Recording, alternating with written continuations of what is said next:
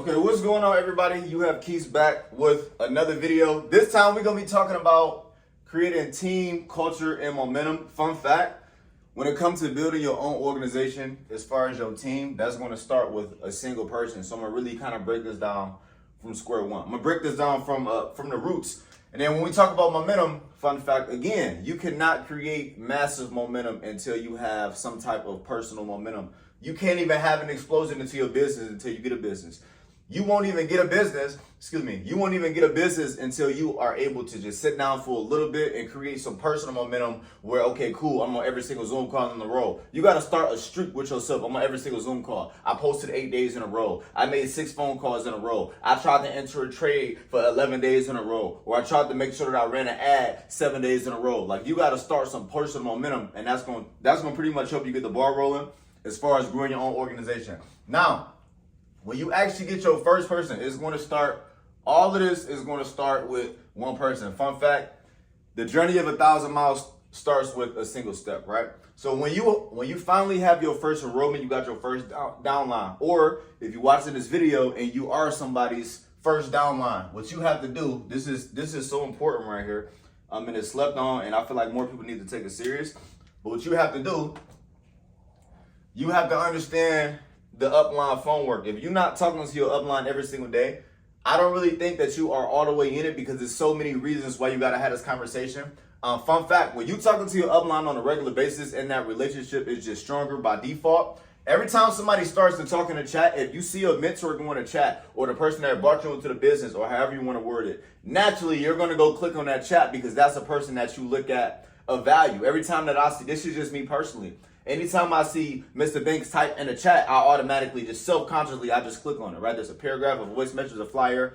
It's just important because this is a person that directly brought me to the business. So like, what do you have to say? And I talk to Mr. Banks on a regular basis too. So when you're having these conversations, this relationship is so important because like I told you, I say this all of the time. However you were taught, that is how you're going to teach, right?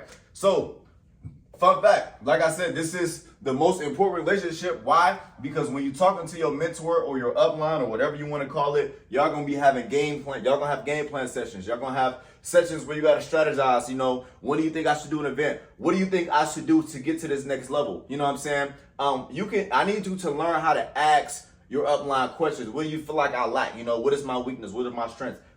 You can ask all of these questions just to kind of make yourself a little bit better. When do you think I need to do my first event? You know what I'm saying? Can you run this through, and can I study how you doing it? You got to learn how to ask a bunch of questions because you got to learn how to seek your mentors. Fun fact, the best teachers are the best students. And why wouldn't you be the best student to the person that brought you to the business? So when you're having a conversation with your upline, they can show you how to do events. They can show you how to do phone calls. They can show you how to just map out the organization as far as, okay, if you want to get to 6 figures, this is what you need to do. They can teach you stuff from experience to when they created their list. They can show you, they can tell you about times where they lost, and you can pretty much learn from somebody else's losses. This is so important because, like I said, I'm going to say it again, however you talk, this is how you're going to teach. So when it comes to team culture and team momentum, and you have that relationships with your mentor, this is naturally going to have the chats more active, no matter if it's a fight that's going on, no matter if it's a basketball game or a football game or playoff time or Super Bowl or whatever you want to call it. The chats is going to be like regular casual conversations. And then when it's time to actually go somewhere and go on a trip, I'm going to talk about this in one of the later videos. When it's time to take a trip somewhere, your attendance is going to be higher because everybody's already familiar with each other. So you're not just in a house